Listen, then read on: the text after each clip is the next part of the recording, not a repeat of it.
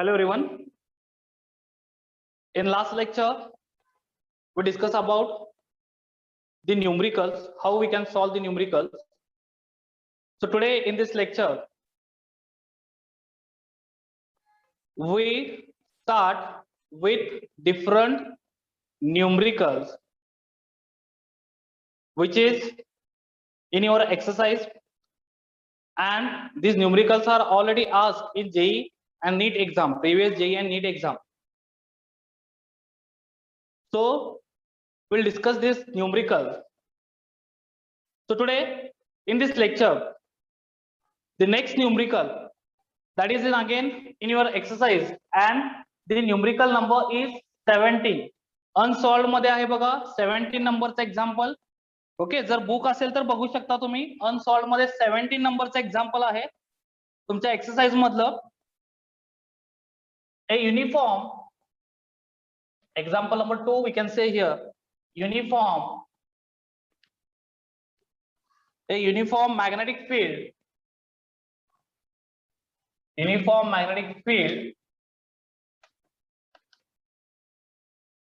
pointing upward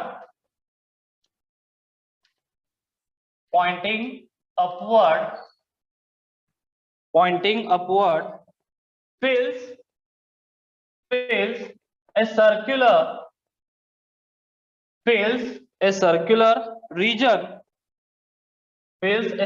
region of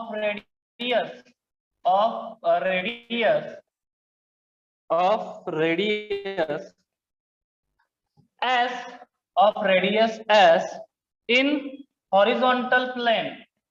नीट लक्ष द्या, हे वाक्य खूप महत्वाचं आहे. in horizontal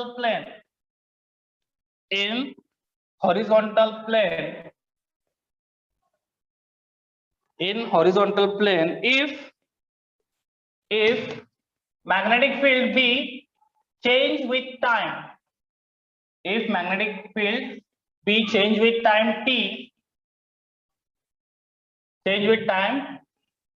t, find the induced electric field म्हटलंय. Find the induced electric field म्हणजेच आपल्याला इथं EMF कॅल्क्युलेट करायचं आहे. We are going to calculate here EMF, remember that. So look at here. So there is a simple, we can say derivation. इथं आपल्याला एक derivation find out करायचं आहे.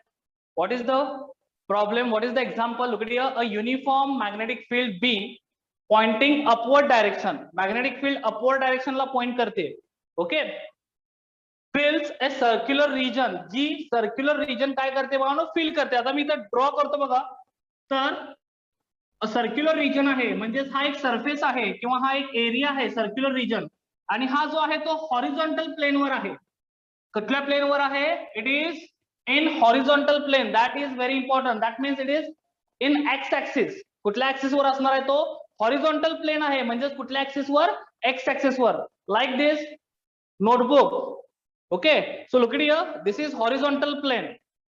ओके, हा फक्त ही नोटबुक जी आहे ती रेक्टँग्युलर आहे, पण इथं काय असणार आहे तर सर्क्युलर प्लेन सरफेस असणार आहे. हे लक्षात घ्या.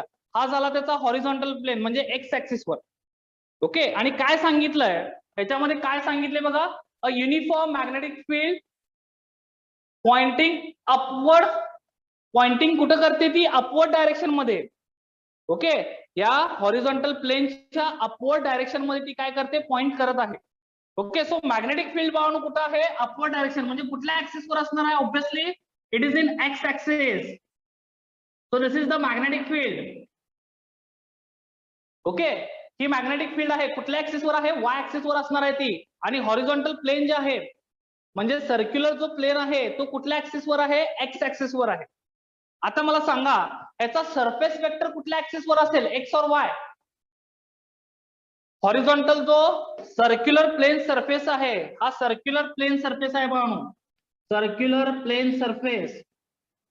ओके, तर ह्याचा जो सरफेस वेक्टर असणार आहे किंवा एरिया वेक्टर असणार आहे, कुठल्या ऍक्सिस वर असेल? वाय और एक्स? कुठल्या डायरेक्शन मध्ये असेल? पटकन सांगा, कुठल्या डायरेक्शन मध्ये असेल? प्लेन सर्क्युलर पार्ट आहे त्याचा सरफेस वेक्टर कुठल्या डायरेक्शन मध्ये असेल? तन्वी बेटा हॉरिझॉन्टल प्लेनवर. Very good Pragya, very good Sayali, very nice. Horizontal plane, horizontal वर हा प्लेन सरफेस आहे बाळांनो. ओके, त्यामुळे तर त्याला नाव दिलं की हॉरिझॉन्टल प्लेन सरफेस. त्याचा सरफेस वेक्टर नेहमी परपेंडिक्युलर असतो त्याला. मी ऑलरेडी सांगितलेलं आहे. म्हणजे सरफेस वेक्टर कुठल्या ऍक्सिस वर असणार आहे? वाय ऍक्सिस वर असणार. Surface vector is again on which axis? Y axis. मी इथं ड्रॉ करतोय बघा. सरफेस वेक्टर कुठल्या ऍक्सिस वर असेल? वाय ऍक्सिस वर असेल. So look at here, this is surface vector and this surface vector आपण इथं एरिया वेक्टर घेऊया कारण इथं रेडियस साठी एस हे लेटर दिलेलं आहे. ओके, रेडियस साठी एस हे लेटर दिलेलं आहे म्हणून आपण सरफेस साठी ए हे लेटर घेऊया. Area vector. So look at here, this area vector is always perpendicular to this plane surface. Okay, तो ते नेहमी काय असतो? त्या प्लेन सरफेसला काय असतो? परपेंडिक्युलर असतो. हे लक्षात घ्या. आता हा एरिया वेक्टर आहे. आता मला सांगा मॅग्नेटिक फील्ड लाईन्स आणि एरिया वेक्टर या दोघांची डायरेक्शन काय आहे? सेम आहे की डिफरंट आहे? सो त्यांच्यामधला अँगल काय असेल? Angle between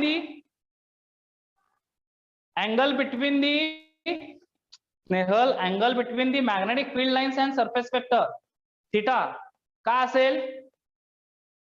what is the theta? Look at this magnetic field line direction and the area vector direction, both are same. Theta काय झाला मग? जर दोन्ही सेम असतील बाळांनो तर थीटा काय असणार आहे? Angle between the area vector आणि magnetic field. Obviously Snehal, it is 0. Very good Tanvi, it is 0. Okay, so cos 0 काय येईल? Very good Sayali, cos 0 is equal to what? 1. हे आपण बघूया पुढे जाऊन. पण लक्षात घ्या, हा जो अँगल आहे, अँगल काय असणार आहे? 0 असणार आहे. Y?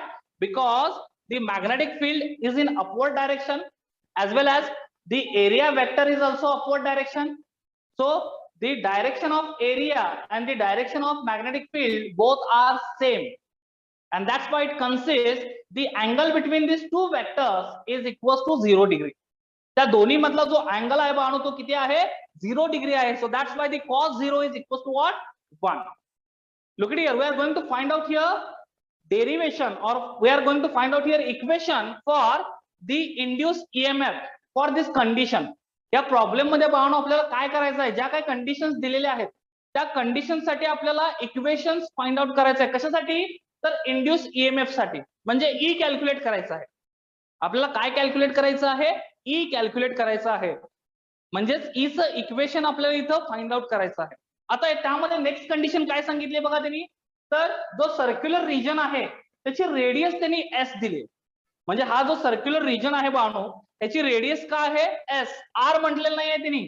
So this radius of the circular region is S. त्या सर्क्युलर रिजनची रेडियस काय दिली? एस दिली. आता मला सांगा, जर मला मॅग्नेट ऍक्च्युअली इक्वेशन काय आपलं ईएमएफचं? E is equal to what? E is equal to, इथं लिहितोय बघा मी, E is equal to minus N D phi B upon D T as per Faraday's and Lenz law. You are getting this equation? Yes or no? As per Faraday's and Lenz law, we are getting this equation. EMF E is equals to minus n for number of turns. Okay, d phi b for magnetic field, flux. Okay, magnetic field चा जो flux आहे त्याला आपण काय म्हणतो? phi b म्हणतो. म्हणजे magnetic flux आहे. dt change in time. आता ह्या इक्वेशन्स मध्ये आपल्याला जर व्हॅल्यू पुट करायचे असतील, इथं मॅग्नेटिक फ्लक्स गिवन आहे का? या स्टेटमेंट मध्ये मॅग्नेटिक फ्लक्स गिवन आहे का? नाही. तो कॅल्क्युलेट करायचा आहे. मॅग्नेटिक फ्लक्स कसा कॅल्क्युलेट करतो? मॅग्नेटिक फ्लक्सचं आपण इक्वेशन बघितलं होतं. Phi B is equal to what? Phi B is equal to B into A into cos theta. आठवते का बघा हे इक्वेशन? आपण स्टार्टिंगला फर्स्ट लेक्चरला हे इक्वेशन बघितलं होतं मॅग्नेटिक फ्लक्सचं. Phi B is equal to what? B into A cos theta. फक्त एच्या जागी आपण तिथं एस घेतलं होतं. आता मी इथं एस का घेत नाहीये? कारण एक्झॅक्टली स्नेहल एस घेतलं होतं, पण इथं एस का घेत नाहीये आपण? कारण इथं एस म्हणजे रेडियस दिली. ओके, त्यामुळे एरियासाठी मी डिफरंट लेटर इथं घेतलेला आहे. एरियासाठी मी ए घेतलेला आहे, म्हणजे सरफेसचं एस घेतलं नाही, कन्फ्युजन होऊ नये म्हणून. लक्षात येतं का मी काय सांगतोय? So that's why I am taking here for this because in this problem statement for radius they are given the S letter. Okay, आणि म्हणूनच मी इथं एरियासाठी एस घ्यायच्या ऐवजी काय घेतलं, ए घेतलं, हे लक्षात ठेवा. Is it clear? Radius S आहे. आता हा सर्क्युलर रिजन आहे बघा. जर मला फाय बी कॅल्क्युलेट करायचं असेल तर मला मॅग्नेटिक फील्ड माहित पाहिजे, पहिली गोष्ट. Second, I want to know the area, त्याचा एरिया माहित पाहिजे. आता हा कुठलं रिजन आहे, सर्क्युलर रिजन आहे, तर ह्याचा एरिया काय असणार आहे सांगा. दी एरिया ऑफ सर्कल काय असतो, the area of circle, what is the area of circle, I am going to find out this area. आणि हा जो रिजन आहे तो काय आहे, सर्क्युलर रिजन आहे. सो एरिया ऑफ सर्कल काय असतो भावानो, tell me fast, what is the area of circle.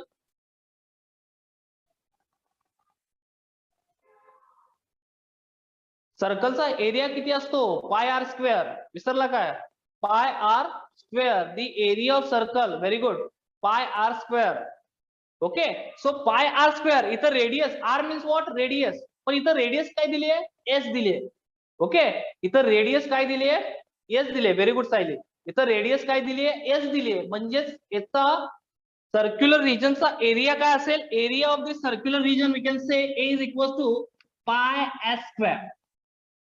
Okay, pi S square, S is for radius. Okay, म्हणून आपण इथं एरिया काय घेणार आहोत, पाय एस स्क्वेअर घेणार आहोत. आणि मी मगाशी सांगितलं की याचा थिटा जो आहे तो काय आहे, theta is equal to what, 0. Theta काय आहे, 0 आहे. म्हणजे कॉस 0 ची व्हॅल्यू काय येणार, 1 येणार. नीट लक्ष द्या मी काय काय सांगतो. थिटा 0 आहे म्हणजे कॉस 0 ची व्हॅल्यू 1 आहे. थिटा का 0 आहे, because they are parallel with each other. कोण पॅरलल मध्ये आहेत, तर मॅग्नेटिक फील्ड आणि सरफेस वेक्टर और एरिया वेक्टर हे दोन्ही का आहेत, एकमेकाशी पॅरलल आहेत with same direction, with same direction, and that's why the theta is equals to what, 0. That means angle between these two vectors is equals to what, 0, and that's why we are getting cos 0 is equals to 1. Look at here. So cos 0, cos theta, theta is 0 here, so we are getting cos 0 1. area साठी आपण काय लिहिणार, पाय S square लिहिणार. Okay, म्हणजेच पाय बी ची value काय झाली, पाय बी ची व्हॅल्यू होईल पाय S square into B, pi S square into B. That means what, 5. आणि फक्त ते आपल्याला आता पाय एस स्क्वेअर काय झालं भावनो, हे this is constant because area will not change, area will not change.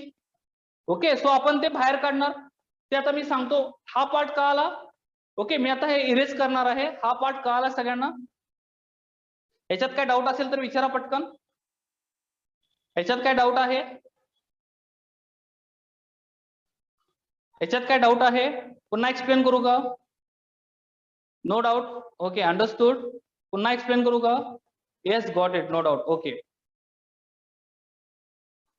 No doubt. Okay, so look it here.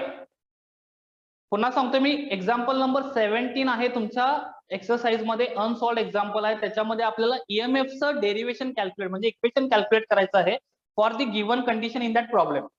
So problem मध्ये गिव्हन कंडिशन काय आहे, एक सर्क्युलर रिजन आहे हॉरिझॉन्टल प्लेनवर. ओके, त्याची रेडियस एस आहे आणि त्या सर्क्युलर रिजन मधून ज्या मॅग्नेटिक फील्ड लाईन्स पास होतात त्या म्हणजेच बी आहेत. Okay, so magnetic field lines are B. आणि त्या कुठल्या डायरेक्शन मध्ये पास होत आहेत, वर्टिकल हॉरिझॉन्टल म्हणजे अपवर्ड डायरेक्शन मध्ये. वर्टिकल डायरेक्शन मध्ये म्हणजेच काय, अपवर्ड डायरेक्शन मध्ये त्या पास होत आहेत. आणि हा जो सर्क्युलर रिजन आहे तो हॉरिझॉन्टल प्लेनवर आहे, म्हणजेच त्याचा सरफेस वेक्टर पण अपवर्ड डायरेक्शनला असेल. ओके, म्हणजेच काय, त्याचा सरफेस वेक्टर पण काय असेल, अपवर्ड डायरेक्शनला. म्हणून मी तर एरिया वेक्टर घेतलाय बघा, अपवर्ड डायरेक्शन. आणि त्यामुळे या दोघांच्या डायरेक्शन काय झाले, सेम झाले. आणि जर दोघांच्या डायरेक्शन सेम असतील तर त्यांच्यामधला अँगल जो असतो तो काय असतो, 0 असतो. त्यांच्यामधला जो अँगल असतो तो काय असतो बाळांनो, 0 असतो. त्यानंतर इथं रेडियस एस दिलेली आहे. सो त्या सर्क्युलर रिजनचा एरिया काय झाला, पाय आर स्क्वेअर. ओके, सर्कलचा एरिया काय असतो, पाय आर असतो, पाय आर स्क्वेअर असतो, बरोबर ना. सो फक्त radius, R for what, radius. पण इथं गिव्हन प्रॉब्लेम मध्ये रेडियस काय आहे, एस आहे. So I can write here पाय एस स्क्वेअर. सो एरिया मिळाला पाय एस स्क्वेअर. आता नंबर ऑफ टर्न्स किती असणार आहे सांगा.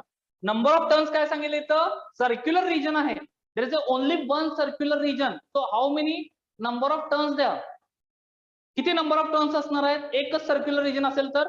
Very good, 1. Exactly Pragya, exactly Snehal, number of turns are 1. आता बघा मी डेरिवेशन सॉल्व्ह करतो. इथं हे इक्वेशन आहे,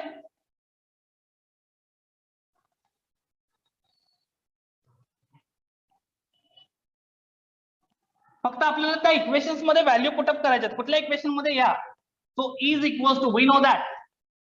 तो इथं लिहितो मी बघा, is equals to EMF, E for EMF is equals to minus n d phi b upon dt. We know that.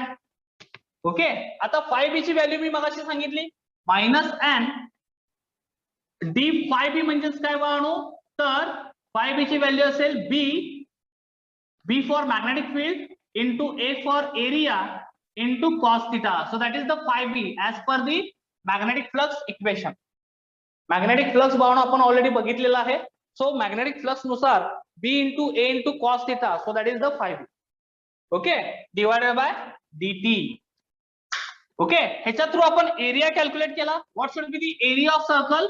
Area of circular region, area of circular region is equals to pi R square. बरोबर ना? पण इथं हा जो area आहे त्याची radius जी आहे ती काय दिलेली आहे, एस दिली आहे. म्हणून आपण इथं काय करतोय, पाय एस स्क्वेअर करतोय. एस फॉर रेडियस, हे लक्षात घ्या. Here S is radius, S for S radius आहे, हे लक्षात घ्या. S for radius. Okay, pi S square area मिळाला. आता दोघांच्या डायरेक्शन सिमिलर आहेत. कुणाच्या? The angle between, we can write here now, the angle between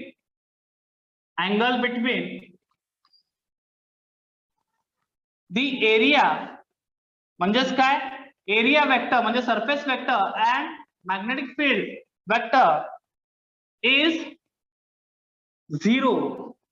म्हणजेच काय, थिटा इज इक्वल्स टू 0. का 0 आहे याचं रिझन सांगितलं मी.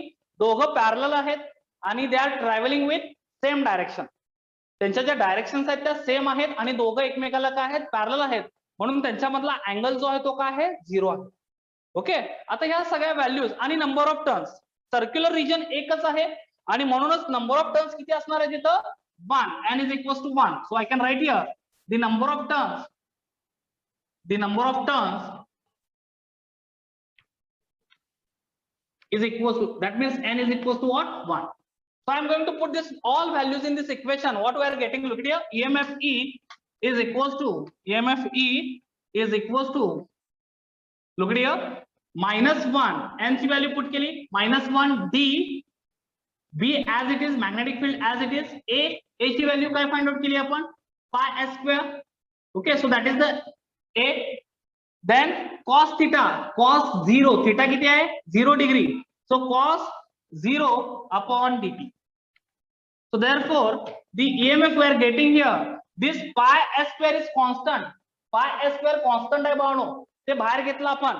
सो काय होईल व्हॅल्यू तिथं, मायनस पाय एस स्क्वेअर. बघा, पाय एस स्क्वेअर, कारण एरिया चेंज होत नाहीये, एरिया कॉन्स्टंट आहे. तो काय जो सर्क्युलर रिजन आहे तो कॉन्स्टंट आहे, तो चेंज होत नाहीये. त्यामुळे आपण तो इक्वेशन मधून बाहेर घेतला.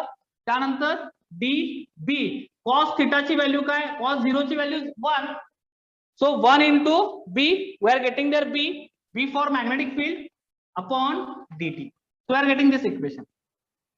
So this is the answer of that question. This is the answer of that question. Question number 17 in your unsolved exercise. Got it? Got it all of you? समजलंय सगळ्यांना? समजलंय? Clear? Take a screenshot. Take a screenshot fast. Question number 17 आहे तुमच्या exercise मध्ये, त्याचं हे answer आहे, हे लक्षात घ्या. Yes, done, very good. Now next problem, next example, example number 3.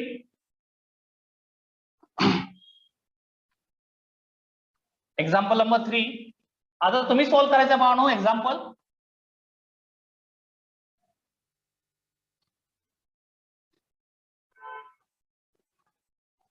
Example number 3.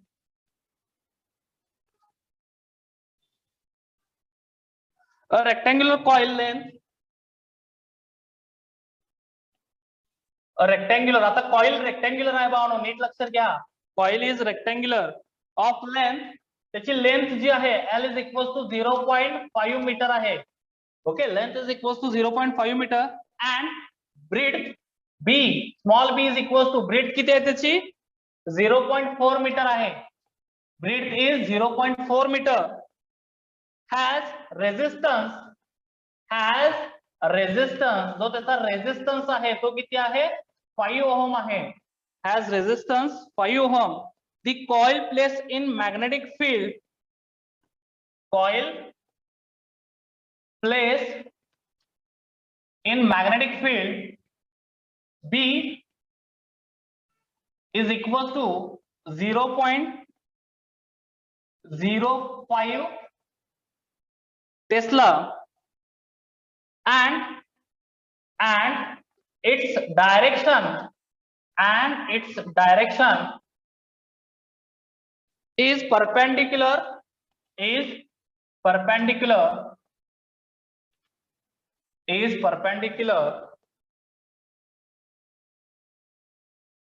to plane surface म्हणजे जो काही रेक्टँगल सरफेस आहे त्या रेक्टँगल सरफेसला तो का आहे परपेंडिक्युलर आहे of the coil if the magnetic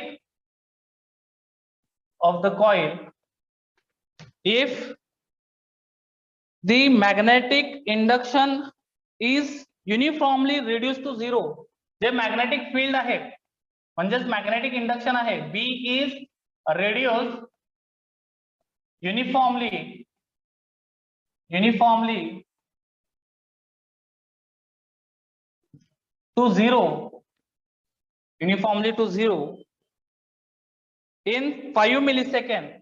in 5 millisecond आहे लक्षात घ्या 5 millisecond. find the EMF. काय फाइंड आउट करायचं इथं find the EMF and induced current. find the EMF and induced current. आता इथं आपल्याला करंट सुद्धा कॅल्क्युलेट करायचं आहे. ओके बाळू खूप महत्वाचं एक्झाम्पल आहे. प्रिव्हियस जे एक्झाम मध्ये विचारलं होतं हे एक्झाम्पल. ओके अशा पद्धतीचे एक्झाम्पल्स नीट लेवलला पण विचारतात भावानो, हे लक्षात घ्या. आता याच्यामध्ये काय सांगितले बघा, अ रेक्टँग्युलर कॉइल रेक्टँगल आहे. ओके इथं मी ड्रॉ करतो बघा rectangular coil. So this is rectangle. तर त्याची लेंथ जी आहे लेंथ काय सांगितले 0.5. हा क्वेश्चन नंबर हा टेक्स्टबुक मध्ये नाही आहे बघा question. Okay this is asked in previous JEE exam. Okay हा जेई आणि नीट लेवलचा क्वेश्चन आहे, हा टेक्स्टबुक मध्ये नाही आहे. Okay so look here, a rectangular coil of L, length त्याची काय आहे 0.5 मीटर. बघा आपण ही लेंथ कन्सिडर करूया, लेंथ 0.5 मीटर आहे. त्याची ब्रीथ जी आहे ती किती आहे 0.4 मीटर. ब्रीथ 0.4 मीटर आहे म्हणजे आपल्याला एरिया कॅल्क्युलेट करता आला पाहिजे. हे कशासाठी दिलं जातं लेंथ आणि breadth? To calculate the area. So what is the area of rectangle? रेक्टँगलचा एरिया आपण कसा कॅल्क्युलेट करतो पटकन सांगायचं. रेक्टँगलचा एरिया कसा कॅल्क्युलेट करतो आपण? हाऊ टू कॅल्क्युलेट, जर लेंथ एल असेल आणि ब्रीथ बी असेल, how to calculate the area of rectangle? Fast. एवढा वेळ लागतो? Length into breadth. Very good.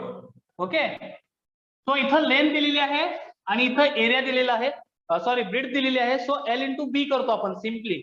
Area of rectangle calculate करण्यासाठी एल इंटू बी करतो म्हणजे इथं आपल्याला एरिया मिळेल. नेक्स्ट रेजिस्टन्स किती आहे 5 ओहम. सो इथं आर दिलेला आहे, हे लक्षात घ्या. इथं आर दिलेला आहे. त्यानंतर मॅग्नेटिक फील्ड किती आहे 0.05 टेस्ला. मॅग्नेटिक फील्ड किती घेऊन आहे बाळांनो 0.05 टेस्ला. आणि काय सांगितले बघा, its direction is perpendicular to the plane surface. बघा मॅग्नेटिक फील्डची डायरेक्शन अपवर्ड डायरेक्शन मध्ये आहे. सो मगासारखी सेम कंडिशन आहे इथं बाळांनो, डायरेक्शन अपवर्ड डायरेक्शन मध्ये आहे, परपेंडिक्युलर टू प्लेन सरफेस म्हणले. आता त्याचा एरिया पण काय असेल बाळांनो, एरिया पण जो असणार आहे तो काय असणार आहे perpendicular to this plane surface. So हा एरिया वेक्टर झाला बाळांनो आणि ही मॅग्नेटिक फील्ड झाली. हे दोन्ही एका लाईन मध्ये आहेत म्हणजे इथं थिटा काय झाला, they are parallel to each other and directions are same. So theta of that exactly Tanvi theta is equals to 0. बघा थिटा इज इक्वल्स टू 0 म्हणजे कॉस 0 ची व्हॅल्यू काय येईल 1 येईल. ओके, आता नेक्स्ट बघा त्यामध्ये काय सांगितले एक्झाम्पल मध्ये. Very good Shweta. नेक्स्ट काय सांगितले, perpendicular of the coil B is reduce uniformly to 0. बघा मॅग्नेटिक फील्ड चेंज होते बाळांनो. मॅग्नेटिक फील्ड काय झाली, पहिल्यांदा इनिशियली 0.05 होती टेस्ला, आणि ती युनिफॉर्मली रिड्यूस होते आणि त्याची व्हॅल्यू कुठपर्यंत गेली आहे, अप टू 0. सो एंडला म्हणजे final value of this magnetic field is equals to 0. Okay, so इथं मी गिवन डेटा मध्ये लिहितो बघा. गिवन डेटा मध्ये सो गिवन व्हॅल्यूज काय आहेत, लेंथ गिवन आहे 0.5 मीटर, ब्रीथ गिवन आहे 0.4 metre, then resistance is given 5 ohm, and the magnetic field, initial magnetic field, that's why I can write here BI. Okay, initial magnetic field म्हणून मी capital BI लिहिलं is equals to what 0.05 tesla. आणि final magnetic field किती आहे, final magnetic field BF, I can write here BF for final magnetic field, it is equals to what 0 Tesla, reduces uniformly to 0. Exactly Tanvi, reduce होते uniformly कुठपर्यंत 0 पर्यंत, म्हणजे final magnetic field काय झाली 0 झाली. त्यानंतर काय दिले टाइम, किती वेळात ती 0 झाली, किती वेळात ती 0 झाली 5 मिली सेकंड मध्ये. म्हणजेच डीटी गिवन आहे बाळांनो, डीटी गिवन आहे 0.05 टू 0 व्हायला त्याला किती वेळ लागला 5 millisecond. So dt is given 5 millisecond, dt is given. So dt is equals to what? Again 5 into 10 raised to millisecond म्हणजे किती second, 5 into 10 raised to -3 second. हे लक्षात ठेवा, कन्व्हर्जन्स लक्षात ठेवा बाळांनो, कन्व्हर्जन्स विसरू नका. 5 into 10 raised to -3 second. Okay, find EMF and induce current. काय फाइंड आउट करायचं आहे, ईएमएफ इज इक्वल्स टू काय असतं minus n d5b upon dt, हे इक्वेशन माहिती आहे आपल्याला. आणि इंड्यूस करंटचं इक्वेशन काय आहे, I is equals to E upon R. I is equals to E upon R. Very good. So ह्या दोन इक्वेशनचा यूज करून आपल्याला आन्सर्स कॅल्क्युलेट करायचे आहेत. Now next thing, the number of turns is equals to what. एकच rectangle दिलाय, multiple सांगितलंय का नाही. So number of turns n is equals to what 1. Very good, n is equals to what 1. So इथं मी लिहितो बघा n is equals to 1. Solve करा बघा. आता 5b काय घेणार, 5b is equals to 5f minus phi f minus phi I. पण त्याच्या आधी बाळांनो तुम्हाला 5b कॅल्क्युलेट करावं लागेल ह्या दोन्हीसाठी, जसं आपण लास्ट लेक्चरला कॅल्क्युलेट केलं होतं. इनिशियल फ्लक्स आणि फायनल फ्लक्स कसा कॅल्क्युलेट करतो, इनिशियल फ्लक्स फायचं इक्वेशन काय आहे मॅग्नेटिक फ्लक्सचं, b into a cos theta. Okay, इथं लिहितो बघा मी ते equation, b phi is equals to what, phi b is equals to b into a cos theta. हे इक्वेशन तुम्हाला यूज करून पहिल्यांदा phi f कॅल्क्युलेट करायचं आणि phi f तर 0च आहे, कॅल्क्युलेट करायची गरज नाही, पण phi I कॅल्क्युलेट करायचं आहे. हे लक्षात घ्या, initial phi I. Okay,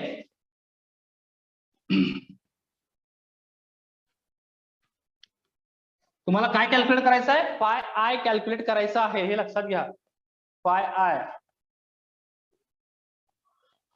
okay, so phi कसा कॅल्क्युलेट करणार, using this formula b into a. Initial दिले बघा मॅग्नेटिक फील्ड 0.05, a एरिया काय असणार आहे l into b, that is the area. Cos theta, theta काय असणार आहे 0, theta is 0 because the angle between this two vector is 0. तो theta 0 आला म्हणजे कॉस 0 1 येणार. phi b I कॅल्क्युलेट करा पहिल्यांदा, phi b I. Initial magnetic flux, final magnetic flux is 0. Final magnetic flux किती आहे 0 आहे. आपल्याला इनिशियल मॅग्नेटिक फ्लक्स कॅल्क्युलेट करायची आहे, कशी, युजिंग दिस फॉर्म्युला. कॅल्क्युलेट करा पटकन.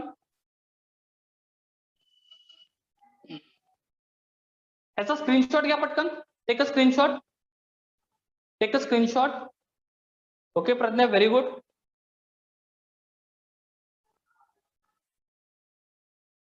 (0.01 वेबर, व्हेरी नाईस.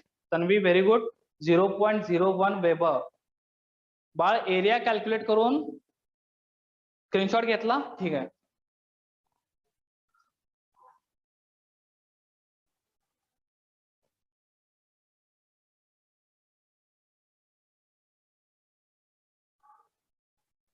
बघा पहिल्यांदा एरिया कॅल्क्युलेट करूया आपण सोल्युशन मध्ये. Area of rectangle is equals to L into B. So it is in meter square. So it is equals to what? L किती आहे? 0.5 into 0.4 metre. किती आला? Area A is equals to किती येतोय बघा? 0.2 metre square. Area A is equals to 0.2 metre square. Area मिळाला इथं. आता इनिशियल फ्लक्स कॅल्क्युलेट करायचा आहे. Initial flux is equals to phi BI. I for initial, phi B for magnetic flux is equals to what? We can say B into A cos theta. बरोबर आहे ना? B into A cos theta. B दिलेला आहे. B किती आहे? B for magnetic field. Capital B for magnetic field. Exactly Tanvi. Theta 0 आहे. त्यांच्या दोघांमधला अँगल 0 आहे. बऱ्याच वेळा आपण मिस्टेक करतो. थिटा ऑलवेज कन्सिडर करावा लागतो. कन्फ्युज करतात जे आणि नीटला, हे लक्षात घ्या. आता इथं सगळे प्लेन सरफेस मध्ये आहेत. इथं थिटा 0 आहे, पण कधी कधी बाळांनो अँगल बदलतात. मॅग्नेटिक फील्ड आणि सरफेसचा अँगल बदलतो बाळांनो, हे लक्षात घ्या. आणि त्यावेळी हे इक्वेशन लिहिणं खूप महत्वाचं आहे. डायरेक्ट कॅल्क्युलेशन करायचे नाहीत. ओके, कॉस थिटा खूप महत्वाचा आहे. आता इथं अँगल 0 आहे त्यामुळे याची व्हॅल्यू 1 येते बाय डिफॉल्ट. पण जर अँगल 90 डिग्री असेल किंवा अँगल जर 180 डिग्री असेल किंवा कुठलाही अँगल असेल तर व्हॅल्यू चेंज होतात. ओके, हे विसरू नका. सो बी किती आहे? इनिशियली बी किती गिवन आहे? 0.05 इंटू एरिया किती आपण कॅल्क्युलेट केला आहे? 0.2 इंटू 1. बघा कळते का? सो किती व्हॅल्यू आली? मगाशी कोणी तर सांगितलं 0.01 करेक्ट व्हॅल्यू आहे. Okay 0. So I am getting here phi BI is equals to 0.01 weber. आता फायनल फ्लक्स काय आहे? Final flux is equals to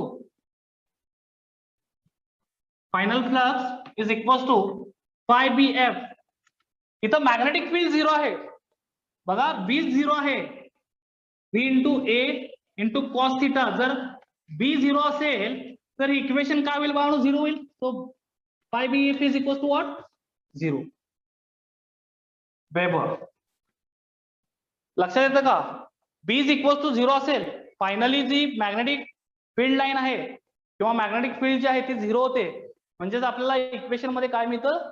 finally 0 मिळतं. इथपर्यंत का आलं? Take a screenshot fast.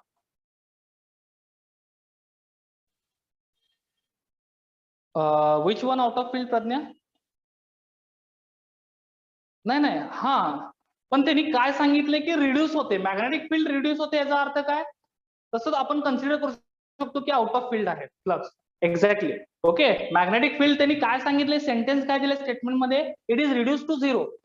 Reduce to 0 म्हणजेच काय? ती 0 होते फायनली, असं त्यांनी स्टेटमेंट दिलेलं आहे. मग ते आउट ऑफ फील्ड असेल नंतर आणि कुठं जाईल, पण त्यांनी स्टेटमेंट मध्ये काय दिले? It is reduce to 0. Okay, हे लक्षात घ्या. म्हणून फायनली जो मॅग्नेटिक फ्लक्स आहे तो काय होणार आहे? 0 होणार आहे. कारण मॅग्नेटिक फील्डच किती आहे? 0 आहे. मॅग्नेटिक फील्ड जर 0 असेल तर 0 into anything value is 0. So इथं जो फायनल आपल्याला मॅग्नेटिक फ्लक्स मिळेल तो पण काय असेल? 0 असेल. आता हे सगळं आपण इक्वेशन मध्ये पुट करणार ईएमएफच्या. ओके, आता हे सगळं आपल्याला ईएमएफच्या इक्वेशन मध्ये पुट करायचं आहे. स्क्रीनशॉट घेतला? स्क्रीनशॉट घ्या पटकन. घेतला का? इरेज करणार आहे मी. घेतला? ओके. नेक्स्ट, आता हे सगळं मला ईएमएफच्या इक्वेशन मध्ये पुट करायचं आहे. सो इंड्यूस ईएमएफ पहिला आपल्याला काय कॅल्क्युलेट करायचं आहे? प्रॉब्लेम मध्ये इंड्यूस ईएमएफ कॅल्क्युलेट करायचा आहे. E is equals to what? Minus N D phi B upon dt. हे इक्वेशन माहिती आहे आपल्याला. ओके, आता व्हॅल्यूज पुट करायचे आहेत. एन ची व्हॅल्यू तर 1 आहे कारण नंबर ऑफ टर्न्स किती आहेत? 1च आहेत. Okay, so number of turn 1 असल्यामुळे -1. आता इथे डीटी किती दिलाय? फाय बी एफ मायनस आपल्याला काय करायचं आहे? बघा, phi B F minus phi B I upon DT. डीटीची व्हॅल्यू किती आहे? -1. डीटीची व्हॅल्यू किती दिली होती रे प्रॉब्लेम मध्ये? DT is equals to 5 millisecond. Okay 5 millisecond. So 5 into 10⁻³ इथं घेतलं. 5 BF ची व्हॅल्यू 0 आहे, मायनस 0.01. कॅल्क्युलेट करा पटकन, काय व्हॅल्यू येईल? What is the value of EMF? Tail me fast. What is the value of EMF here? E is equals to काय value मिळेल सांगा पटकन? -1. नीट जरा चेक कर बा, आन्सर चेक कर. 5 येत नाही बा, डिवायडेड बाय 5 आहे. 5 कसं आन्सर येईल रे? रेसिप्रोकल घेतलास का? 5 कसं आन्सर येईल सांग? 10⁻³ वर गेलं काय होणार? 10⁻+3. 0 - 0.01 - 0.01 इंटू -1 व्हॅल्यू काय येणार? +0.01 इंटू 10⁻³ हा 10⁻³ वर गेला, +3 झाला, अपॉन 5 एक्झॅक्टली. आता बरोबर आहे. व्हॅल्यू काय आली? 2. बघा 0.01 इंटू म्हणजे 0.01 म्हणजेच काय? 10⁻² इंटू 10⁻³ अपॉन 5. सो 10⁻² म्हणजेच किती आहे? 10⁻³ इंटू 10⁻², 10 आलं, अपॉन 5. सो EMF ची व्हॅल्यू काय झाली? 2 व्होल्ट. EMF ची व्हॅल्यू काय झाली? 2 volt. Very good Shweta, very good all of you. Correct आहे आन्सर, 2 व्होल्ट. आता कॅल्क्युलेट करा करंट पटकन. इंड्यूस करंट कॅल्क्युलेट करा. Calculate induce current I. इकडे या साईडला लिहितो बघा मी. Induce current I is equals to E upon R. R ची व्हॅल्यू काय दिली आहे? 2/5. So what is the I? किती आला I? EMF ची व्हॅल्यू E 2 आली आहे. R ची व्हॅल्यू गिवन आहे प्रॉब्लेम मध्ये 5. रेझिस्टन्स ची value 0.4. Very good all of you. 0.4 ampere. Unit लिहायला विसरू नका. युनिट लिहिलं नाही तर बोर्डला मार्क्स कट करतात. बोर्ड पॉईंट ऑफ व्ह्यू पण प्रॉब्लेम महत्वाचा आहे आणि JEE NEET point of view पण प्रॉब्लेम महत्वाचा आहे. Okay 0.4 ampere. करेक्ट? कळालंय? Okay. Now next example, that is example number 4. आणि हे एक्झाम्पल बघा तुमच्या एक्सरसाइज मध्ये 272 पेज आहे बघा. 272 पेज. पेज नंबर 272 तुमच्या बुक मध्ये. बुक आहेत का? बुक मध्ये पेज नंबर 272 हे एक्झाम्पल आहे. तिथे एक एक्झाम्पल आहे सॉल्व्ड मध्ये. ओके, तर त्या एक्झाम्पलचा नंबर आहे 12.1. एक्झाम्पलचा नंबर आहे 12.1. ए कॉइल कन्सिस्ट, मी एक्झाम्पल रीड करतो बघा. A coil consist 400 turns of wire. Each turn is a square of a side.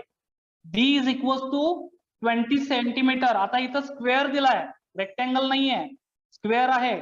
आणि D किती दिलाय? 20 centimetre. Uniform magnetic field directed perpendicular to plane. Same problem आहे जो आता आपण सॉल्व्ह केला रेक्टेंगल साठी. सेम प्रॉब्लेम आहे. Is turn on if field changes linearly from 0 to 0.5 म्हणले, फक्त उलट म्हणले आता. 0 to 0.5. ओके, सो 0 to 0.5 याचा अर्थ काय? मॅग्नेटिक फील्ड इनिशियली किती आहे? 0 आहे आणि फायनली किती आहे? 0.5 आहे. टेस्ला, हे लक्षात घ्या. इनिशियली 0 आणि फायनली कशामध्ये असणार आहे ती? 0.5 टेस्ला मध्ये असणार आहे.